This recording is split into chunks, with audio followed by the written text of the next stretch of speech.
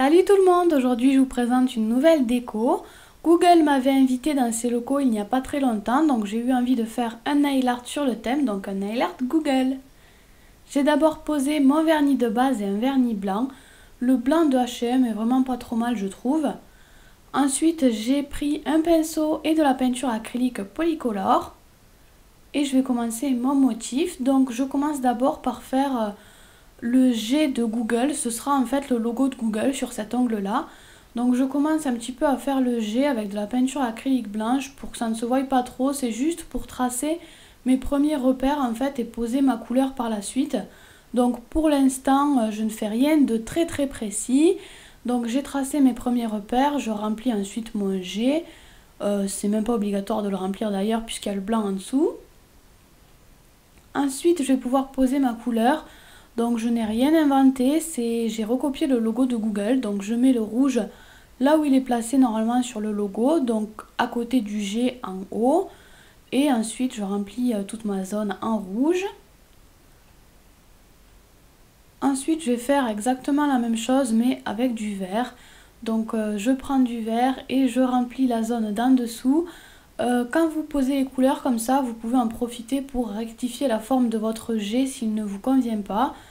Donc voilà, vous continuez comme ça avec les 4 couleurs de Google, le jaune, le bleu, le vert et le rouge. Et vous me demandez souvent si vous pouvez utiliser du vernis à la place de la peinture acrylique. Vous pouvez le faire quand les motifs ne sont pas très précis. Ici, il n'y a rien de très fin, de très précis, donc je pense que vous pouvez l'essayer au vernis si vous préférez. Donc je finis avec le jaune. Et ensuite, étape pas du tout obligatoire, mais moi j'ai préféré le rajouter. Je crois que sur le logo, il n'y a pas de trait noir. Moi j'ai préféré le mettre pour que ça fasse plus ressortir les couleurs, en fait, pour bien délimiter le tout. Donc vous faites comme vous voulez. Moi j'ai rajouté un petit trait noir tout autour de mon G de Google. Comme ça, ça va faire plus net en fait. Ensuite, pour les autres ongles, je n'ai pas voulu encore refaire un logo de Google, mais j'ai voulu garder l'esprit, donc j'ai fait quelque chose de géométrique, mais de pas trop compliqué. Donc, j'ai fait des triangles sur tout mon ongle.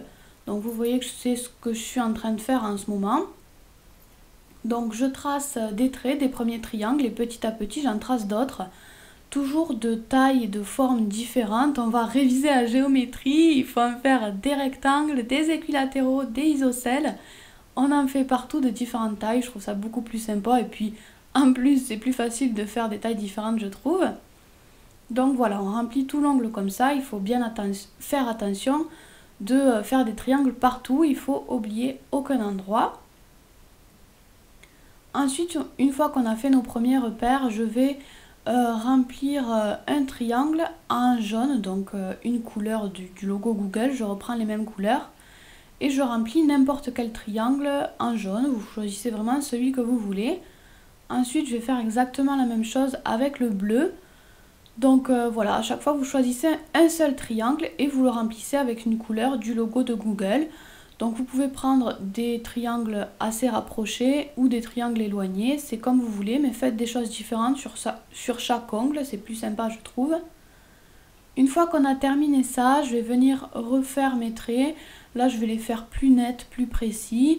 Je vais pouvoir comme ça bien délimiter aussi les triangles où j'ai mis la couleur. Donc je préfère repasser moi sur mes traits. Au début c'était juste pour faire des repères, là vraiment je termine mon motif pour que ce soit bien net.